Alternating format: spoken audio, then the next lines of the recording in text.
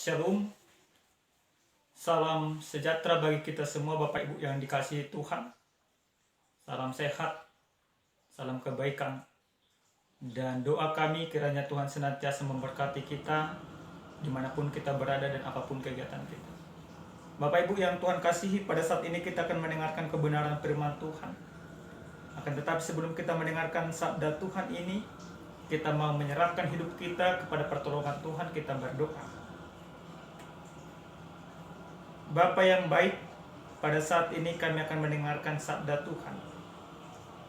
Biarlah kiranya Engkau menyertai kami dengan pertolongan Roh Kudus-Mu, sehingga kami dapat mengerti sabda-Mu yang akan kami dengarkan. Dalam Kristus Yesus Tuhan kami. Amin. Adapun kebenaran firman Tuhan yang menyapa kita pada saat ini, yang tertulis dalam kitab Yesaya pasal 43, ayat 16 sampai dengan 21. Mari kita baca secara bersama-sama. Inilah firman Tuhan. Beginilah firman Tuhan yang telah membuat jalan melalui laut dan melalui air yang hebat, yang telah menyuruh kereta dan kuda keluar untuk berperang, juga tentara dan orang gagah. Mereka terbaring tidak dapat bangkit, sudah mati, sudah padam sebagai sumbu. Firman-Nya, janganlah ingat-ingat hal-hal yang dahulu, dan janganlah perhatikan hal-hal yang dari zaman purbakala. Lihat, aku hendak membuat sesuatu yang baru, yang sekarang sudah tumbuh, belumkah kamu mengetahuinya? Ya, aku hendak membuat jalan di padang gurun, dan sungai-sungai di padang belantara. Binatang hutan akan memuliakan aku, serigala dan burung unta, sebab aku telah membuat air memancar di padang gurun dan sungai-sungai di padang belantaran, untuk memberi minum umat pilihanku, umat yang telah kubentuk. Bagiku akan memberitakan kemasyuranku. Sampai di sana pembacaan kebenaran firman Tuhan. Bapak Ibu yang dikasihi oleh Tuhan kita Yesus Kristus, ada istilah orang bijak berkata, sebaik apapun masa lalu seseorang, tapi orang tersebut menginginkan masa depannya harus jauh lebih baik dari masa lalunya. Istilah ini menjadi sebuah kebenaran. Maka tiap-tiap orang untuk memperbaiki kehidupannya harus ada sebuah perubahan demi mendapatkan sesuatu yang baik. Tanpa ada perubahan, maka tidak akan ada sesuatu yang baik akan didapatkan dalam kehidupan. Dalam sabda Tuhan yang sampai kepada kita pada saat ini, bagaimana umat Tuhan yang dalam konteks mereka di dalam pembuangan Babilonia. Tentu ketika mereka mengalami pembuangan, mereka menderita. Maka umat itu menginginkan ada sebuah perubahan di dalam kehidupan. Perubahan yang mereka inginkan, bagaimana kehidupan mereka supaya jauh lebih baik. Perubahan yang mereka inginkan, bagaimana sebuah penderitaan berubah menjadi sukacita. Dan sebuah status jajahan berubah menjadi seorang yang merdeka. Nah, akibat dari penderitaan yang senantiasa mereka rasakan di dalam kehidupannya, mereka senantiasa berseru kepada Tuhan. Mereka senantiasa bermohon kepada Tuhan. Walaupun memang ada beberapa orang dari mereka yang terbuang itu menjadi meninggalkan Tuhan selama-lamanya, menjadi tidak percaya kepada Tuhan. Di dalam situasi yang menderita, yang tidak ada kehidupan yang baik, maka pada saat itu Allah berbicara kepada umat itu melalui Yesaya. Pertama sekali Allah memperkenalkan diri kepada umat itu. Perkenalan diri yang Allah lakukan yaitu jelas terlihat dalam ayat 15 sebelum perikop kita ini. Dalam ayat 15 jelas Tuhan katakan, akulah Tuhan yang Maha Kuasa, Allahmu, yang Rajamu yang menciptakan Israel. baru diperkenalkan kembali. Beginilah firman Tuhan yang telah membuat jalan melalui laut dan melalui air yang hebat. Yesaya memperkenalkan bagaimana Allah yang melepaskan umat Tuhan dari Mesir. Itu juga lah Allah yang akan melepaskan umat itu dari pembuangan Babel. Baik umat Tuhan yang dalam penderitaan di Mesir, kehidupan mereka menderita. Orang yang umat Tuhan yang ada di Babel juga, mereka menderita walaupun karena dosa mereka. Tetapi Allah mau mempertegas, Allah itu tetap sama. Allah itu tetap mengasihi mereka.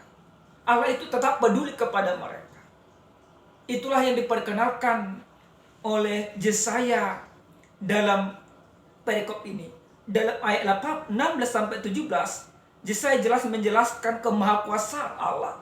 Yesaya menjelaskan bagaimana Allah senantiasa memperhatikan mereka, bagaimana Allah senantiasa yang menunjukkan kemahakuasaannya dengan menghancurkan para musuh-musuh umat Tuhan, musuh Allah pada saat itu.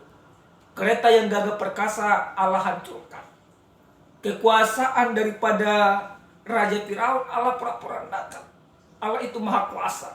Allah itu mampu melepaskan umat Allah dari Mesir. Maka Allah yang sama juga akan mampu melepaskan umat itu dari pembuangan Babel. Nah, Bapak Ibu yang dikasih oleh Tuhan kita Yesus Kristus. Namun kalau kita baca dalam ayat yang ke-19, 18, jelas di sana Allah berfirman juga kepada mereka, janganlah ingat hal yang dahulu dan janganlah perhatikan hal-hal yang dari zaman purbakala. Lihat, aku hendak membuat sesuatu yang baru. Nah, dalam ayat 18-19 ini jelas Allah memperkenalkan diri bagaimana Allah melepaskan mereka dengan cara yang berbeda. Yang dalam arti sederhananya, apa yang Allah lakukan untuk melepaskan umat Tuhan dari perbudakan yang ada di Mesir itu masih sangat kecil. Allah mampu melakukan hal yang lebih besar. Allah mampu menunjukkan cara yang baru dalam melepaskan umat itu.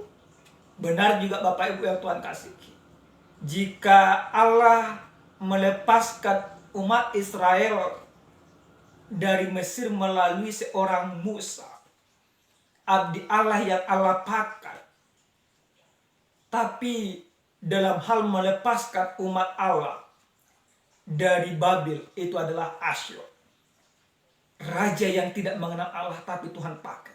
Itu hal yang luar biasa.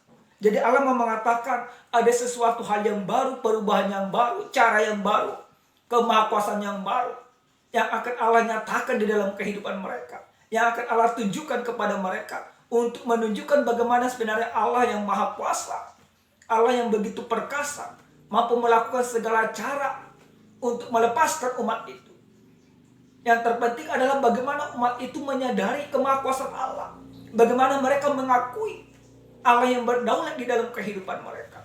Itu yang diinginkan oleh Allah dari umat itu.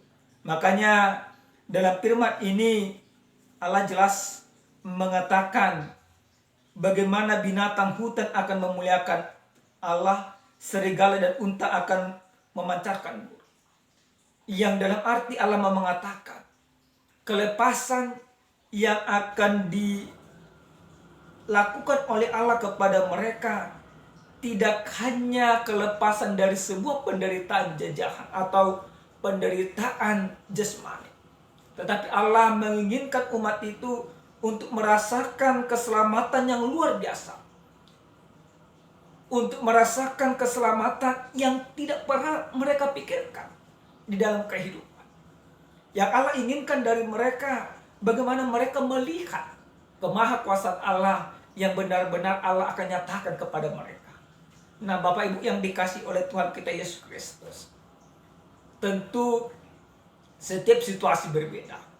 Cara Allah melepaskan umat Israel, cara Allah melepaskan bangsa Yehuda dari Babel, dan cara Allah melepaskan kita dari dosa tentu berbeda. Kalau Allah melepaskan umat itu dalam perikop ini, yaitu melalui Raja Asyur. Tetapi bagi kita, bagaimana yang Allah lakukan? Allah lakukan dalam melepaskan kita dari kuasa dosa, tidak lagi melalui orang, tidak lagi melalui bangsa, tetapi Allah itu sendiri yang turun ke bumi, memberikan sebuah perubahan penyelamatan yang begitu dahsyat bagi kita. Jadi kalau umat Allah yang dalam konteks ini, perikop ini, ketika Allah lepaskan, seluruh umat bersukacita. Tetapi kelepasan yang diberikan oleh Yesus Kristus kepada kita, tidak hanya umat bersukacita, tapi seluruh dunia, seluruh makhluk bersukacita, merasakan bagaimana sesuatu yang luar biasa yang Allah nyatakan di dalam kehidupan kita.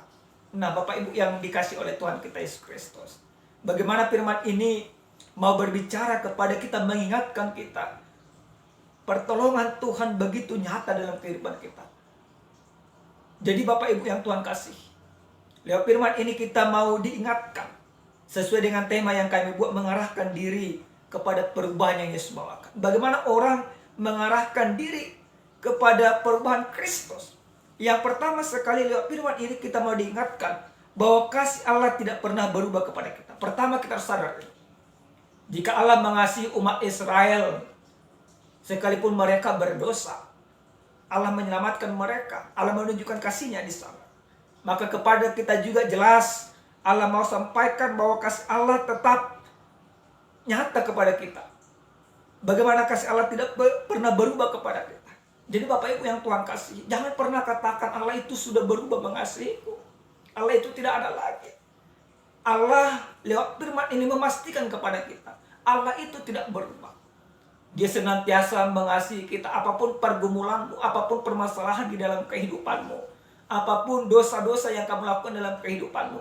Ketika engkau mau mengakui, mau bermohon kepada Tuhan, maka Dia akan mengampuni segala dosamu dan Allah akan melepaskan engkau dari segala dosa.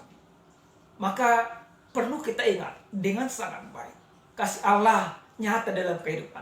Kita harus katakan pribadi pas pribadi, Allah tetap mengasihiku. Seperti apapun keadaanku, seperti apapun kondisi, seperti apapun yang ku alami dalam kehidupan ini. Tapi kasih Allah, Allahku yang begitu luar biasa, Allahku yang maha kuasa, senantiasa mengasihi kehidupanku. Yang kedua Bapak Ibu yang Tuhan kasihi, lewat firman ini kita mau diingatkan supaya kita tetap percaya kepada pertolongan Tuhan. Ini yang harus kita ingatkan. Umat itu pada saat itu mereka seakan-akan tidak percaya lagi kepada Tuhan. Mereka banyak kecewa kepada Tuhan, padahal sebenarnya Tuhan yang kecewa kepada mereka. Nah, lewat firman ini kita diingatkan kita supaya tetap percaya kepada pertolongan Tuhan. Tuhan mampu menolong kita. Mungkin dari kita masing-masing berbeda persoalannya, berbeda pergumulannya, berbeda tantangan hidupnya. Tetapi kita harus percaya, apapun persoalan, apapun tantangan hidupmu, apapun yang kamu alami dalam kehidupanmu, kita percaya bahwa Tuhan mampu menolong kita, mengangkat kita, mengeluarkan kita dari segala permasalahan dalam kehidupan. Maka kita harus percaya sepenuhnya kepada Tuhan dengan segenap hati dan kekuatan kita. Jangan pernah kita meragukan akan pertolongan yang akan Tuhan nyatakan di dalam kehidupan kita. Kita katakan Bapak Ibu yang Tuhan kasih, mari kita katakan pribadi, apapun persoalanku, Allahku mampu menolongku. Apapun pergumulanku, Allahku mampu menjawabku. Apapun kekhawatiranku, Allahku mampu menguatkan. Kita harus percaya dengan segenap hati dan pikiran hanya kepada Allah saja. Yang ketiga Bapak Ibu yang Tuhan kasihi, lewat firman ini kita mau diarahkan, orang percaya harus mengarahkan hidupnya kepada Kristus untuk wujud nyata dari sebuah perubahan. Nah, Bapak Ibu, kita harus mau berubah. Kita mau berubah di dalam iman. Dalam sekecil apapun kita harus mau berubah. Kita harus mau diingatkan. Kita orang percaya harus mau mengupdate diri. Jangan kita sekarang sudah zaman 2022. Tapi pemikiran kita, cara kita masih tetap seperti cara tahun 90-an. Seperti cara-cara nenek moyang kita. Nah, bagi kita pada saat ini, kekristenan masa kini, para hamba-hamba Tuhan, para umat Tuhan pada saat ini, harus mau berubah di dalam kehidupan. Dalam hal bertutur kata, apalagi di dalam COVID ini. Kita harus mau berubah. Berubah untuk hal yang lebih baik. COVID ini membuat kehidupan kita berubah, keberimanan kita berubah. Tapi perubahan yang kita lakukan, perubahan yang baik.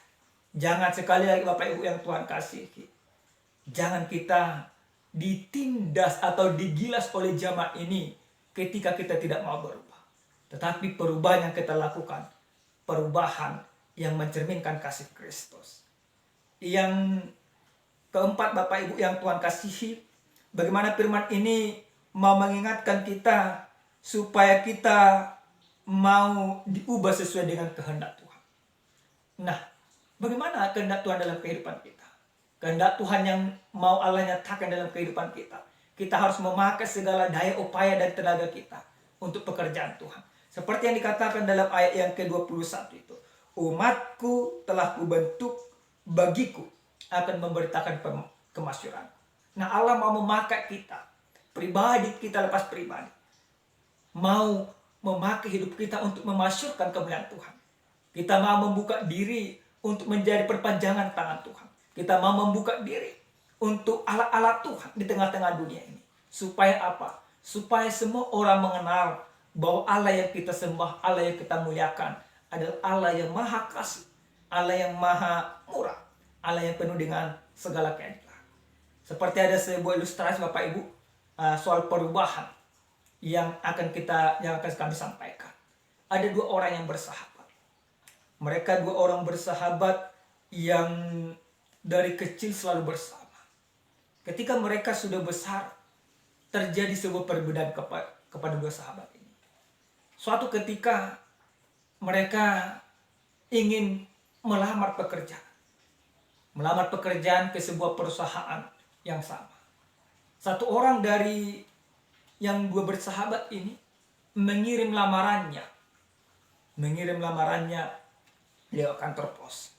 Sementara satu orang lagi mengirim lamarannya lewat email. Apa yang terjadi? Karena jarak dari kantor pos ke kota, ke tempat yang mereka lamar itu sangat jauh, maka perjalanan cukup lama. Tetapi yang mengirim lewat email itu cepat dan dia dipakai untuk bekerja. Nah, ketika dia sudah dipanggil untuk interview, si kawannya ini lamarannya pun belum sampai. Dia bertanya-tanya. Dan kawannya ini yang mau berubah ini, terupdate ini, dia akhirnya bekerja. Tapi apa yang dikatakan yang tidak mau berubah ini? Dia katakan, aku lebih pintar daripada engkau. Aku lebih hebat, aku lebih telaten. Tapi kenapa engkau dipakai bekerja, sementara aku tidak dipanggil? Nah, Bapak Ibu yang Tuhan kasihi, dalam Kristus Yesus, banyak dari kita orang Kristen demikian. Merasa diri kita lebih hebat daripada orang lain. Merasa diri kita lebih baik daripada orang lain. Merasa diri kita lebih jago daripada orang lain. Tetapi ketika kita tidak mau berubah di dalam Tuhan, maka kehebatanmu, keluar biasaanmu akan Tuhan hancurkan. Tetapi kalaupun engkau menganggap dirimu ibaratnya tidak hebat, biasa-biasa saja, ketika engkau mau memakai cara-cara Tuhan dalam kehidupanmu, Tuhan akan memakaimu luar biasa. Amin. Kita berdoa. Terima kasih ya Tuhan kami, Tuhan yang maha baik buat segala kebaikan dan kebenaran firman Tuhan.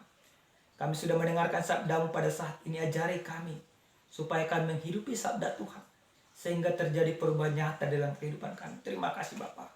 Biarkanlah kiranya kami semakin percaya, diteguhkan oleh iman kami, bahwa kami percaya kepada Tuhan, bahwa Tuhan senantiasa mengasihi kehidupan kami. Ajar kami supaya kami mengandalkan Tuhan, karena kami percaya apapun persoalan kami, Tuhan mampu membantu kami, mengeluarkan kami dari segala persoalan yang ada. Berkati setiap umat Tuhan, berkati setiap orang yang mendengarkan firman-Mu ini. Apapun pergumulan mereka, kami percayakan. Tuhan tolong ikut campur tangan, Tuhan tolong angkat. Bagi yang sakit Tuhan pulihkan, bagi yang lemah Tuhan kuatkan.